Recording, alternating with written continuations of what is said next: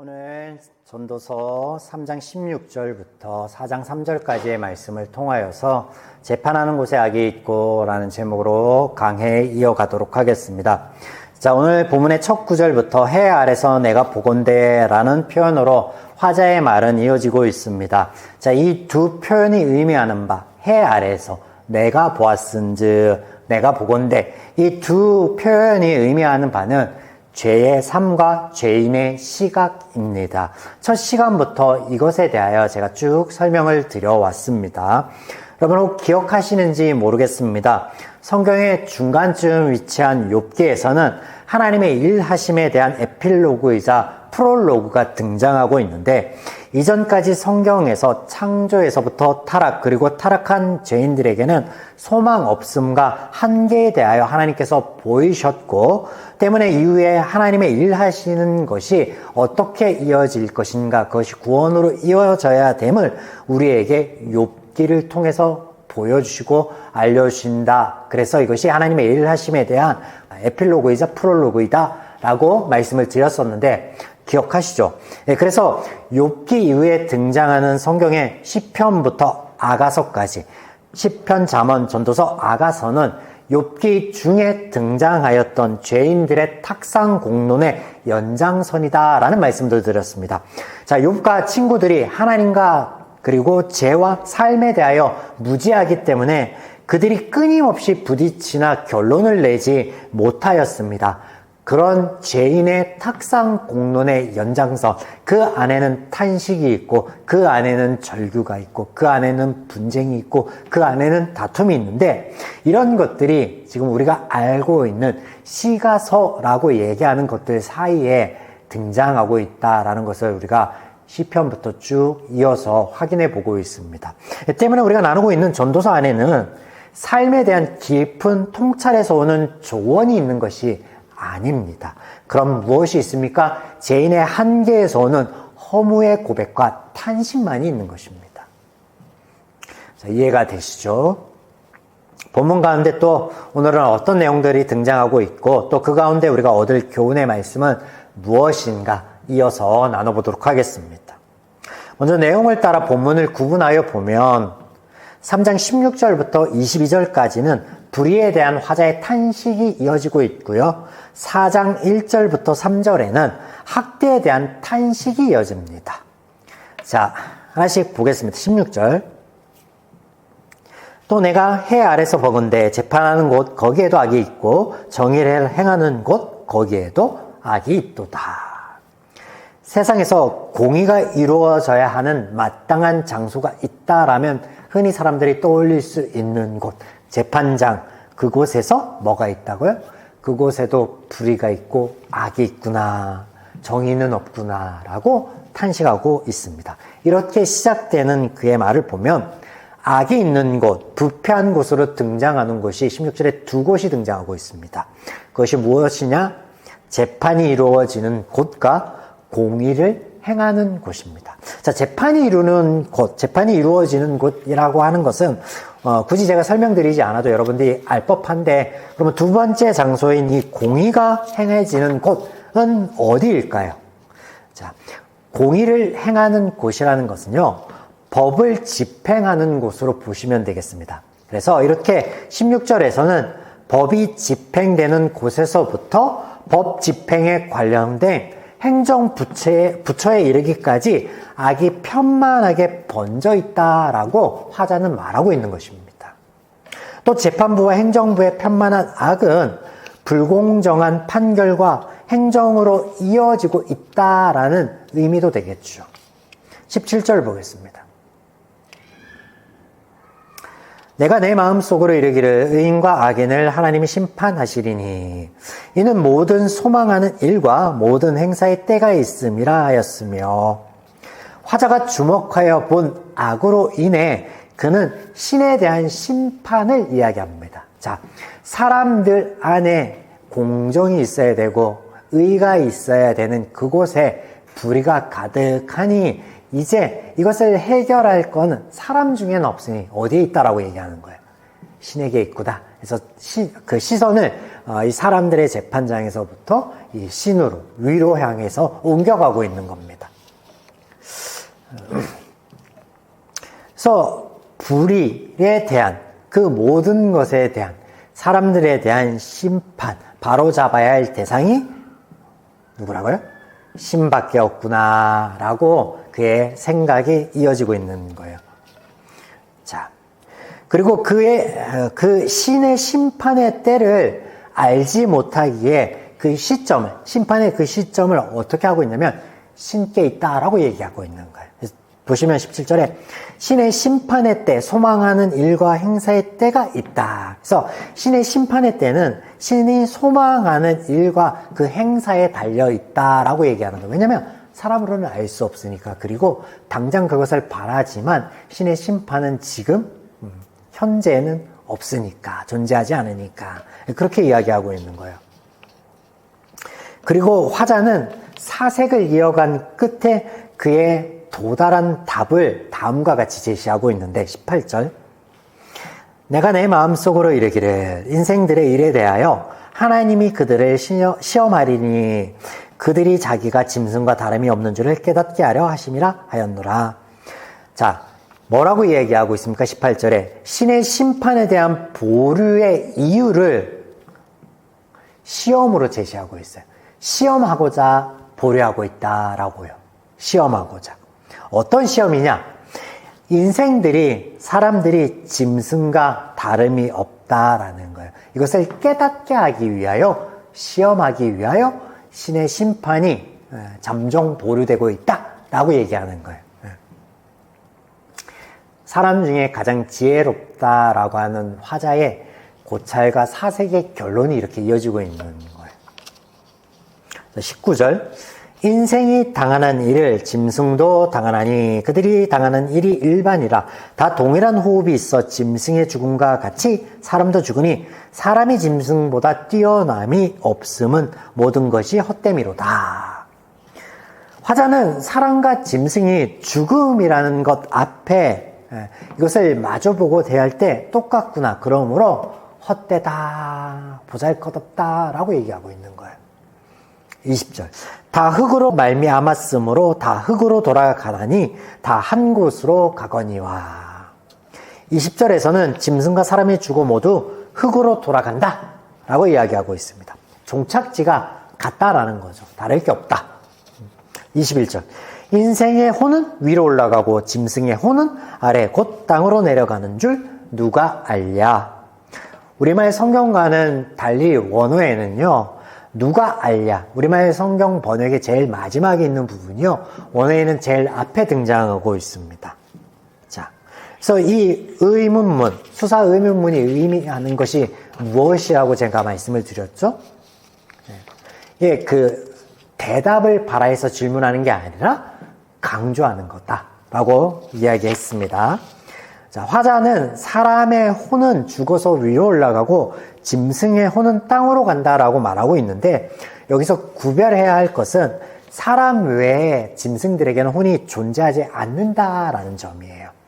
본문에 혼이라고 번역되고 있는 이 단어가요 바람, 숨, 영이라는 여러 가지 의미를 가지고 있는데 때로는 여호와의 그 혼이 이렇게 스쳐 지나가는, 그래서 그 바람이 이렇게 스쳐 지나가는 듯한 표현이 등장해요. 그래서 루아흐라고 들어보셨을까요? 그 단어거든요. 지금 이 단어가. 네, 이 앞단의 인생들에게 있어서는요, 혼이라는 의미가 되고요. 뒷단의 짐승들에게는 숨, 이거 호이라는 의미가 됩니다. 창세기 7장 15절에 보면 노아의 이야기에서 당시 방주에 오른 짐승들을 묘사하면 어떻게 묘사되고 있냐면 기식이 있는 육체들이 다 노아 앞으로 왔다라고 얘기하거든요. 그렇게 기록하고 있는데 여기 기식이라는 단어 자체가 동일한 단어로서 뭘 의미하는 거예요? 코로 숨 쉬는 동물들이 다 노아 앞으로 왔다라는 거예요. 그래서 이게 같은 의미예요. 지금 본문하고. 그래서 동일한 단어지만 다른 의미. 우리말 성경에서는 같은 걸로 번역하고 있지만 다르다.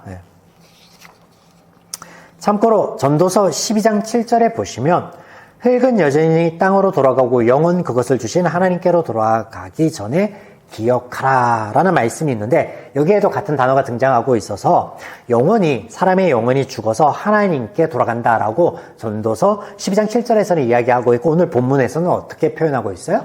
위로 올라간다라고 표현하고 있죠. 그래서 사람에게 해당되는 이 루아흐는 영혼으로 보시면 됩니다. 이렇게 화자는 죽음 앞에 동일하나 짐승과 사람이 조금 차이가 있는 것은 사후 세계가 조금 다르다라고 얘기하고 있는 거예요.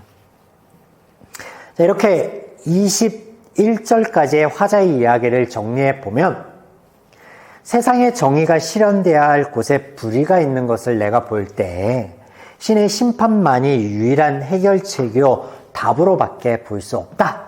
이것을 이야기합니다. 또 이런 신의 심판에 대한 유보를 볼 때는 인생들에 대한 시험을 하고자 한다라는 것을 내가 깨닫게 된다라고 이야기하고 있는 거예요. 그래서 이런 심판, 신이 바라는 것은 사람들이 죽음 앞에 짐승과 다를 것 없는 보잘것없음과 또 죽음과 죽음 이후의 일에 대한 무지함을 깨달아서 지금 정의가 실현되어야 될 곳에 악행을 하는 것을 금하라라는 어떤 간접적인 충고를 하고 있는 것입니다. 다음으로 이어지는 화자의 제안 22절. 그러므로 나는 사람이 자기 일에 즐거워하는 것보다 더 나은 것이 없음을 보았나니 이는 그것이 그의 몫이기 때문이라. 그 뒤에 일어날 일이 무엇인지 보게 하려고 그를 도로 데려올 자가 누구이랴. 자, 9절 좀 보겠습니다. 그러므로 자기 일에 즐거워하라. 여기서 즐거워하라 라는 말의 원 의미는 뭐냐면 크게 기뻐하는 것입니다. 크게 기뻐하는 것. 그래서 이것이 쾌락을 추구하라는 의미는 아닙니다. 그러면 어떤 의미냐면 자신의 삶에 충실하면서 그 가운데 얻을 수 있는, 발견할 수 있는 즐거움에 대해서 말하고 있는 거예요. 이것이 그의 몫이기 때문이라. 앞서 자신의 삶에 충실함으로 즐거움을 찾으라고 한 이유를 이렇게 말하고 있는데 목이다라고 얘기하고 있거든요. 이 부분을 조금 확대해서 신의 존재와 더불어서 보자면 신이 인생에게 맡기신 일을 찾아서 성실히 행할 때 찾아오는 것이 있는데 그게 무엇이라고 얘기해요? 그게 기쁨이고 그것이 누릴 수 있는 몫이다. 이것이 우리가 지향해야 할 인생이다 라고 화자는 말하고 있는 거예요. 이어지는 22절의 하반절의 이야기는 뒤의 일, 즉 죽음 이후의 일을 알 수 없으며 손쓸 도리가 없음에 대해서 말함을 통하여 현재의 중요성을 말합니다. 그래서 앞서 제안하였던 내게 맡긴 신의 일을 찾아서 그것을 열심히 해나가고 또 그것에서 찾게 되는 즐거움을 누려라. 그러니까 현재를 누려라 라는 이야기를 어떻게 강조하기 위해서 이유에 대한 덧붙임으로 이 구절들이 이 화자의 말이 이어진다라고 보면 되겠습니다. 자, 이렇게 불의에 대한 화자의 고찰을 살펴보았는데요. 이제 성경에서 하나님께서 말씀하시는 것과 그가 이야기한 것의 차이는 무엇인지 나눠보도록 하겠습니다. 첫째는 존재입니다. 존재. 창세기 1장 7절에서 하나님께서는 사람을 하나님의 형상대로 창조하셨다라고 말씀하십니다. 그리고 그 사람이 생물에게 이름을 붙이게 하셨습니다. 이것이 창세기 2장 19절에 등장하는데 여호와 하나님이 흙으로 각종 들짐승과 공중의 각종 새를 지으시고 아담이 무엇이라 부르나 보시려고 그것을 그에게로 이끌어 가시니 아담이 각 생물을 부르는 것이 곧 그의 이름이 되었더라. 자, 이런 성경의 구절들이 의미하는 것은요, 짐승과 사람은요 같지 않다라는 거예요. 오히려 사람이 짐승에게 이름을 부여하였다라고 말씀하고 있습니다. 자, 이름, 우리 이 히브리어의 셈이 의미하는 것이 단순한 호칭이 아니라 그 너머의 속성까지 의미한다라고 이야기를 계속해서 나누고 있습니다. 자, 그렇다면 아담이, 사람이 하나님이 창조하신 것들의 이름을 부여하였다라는 건 어떤 의미예요? 하나님의 일하심 안에 사람이 초청되어 있다.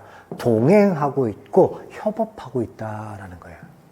이로써 우리가 보게 되는 것은 사랑과 하나님의 관계가 주종 관계나 수직적인 관계가 아니라 뭐라고요?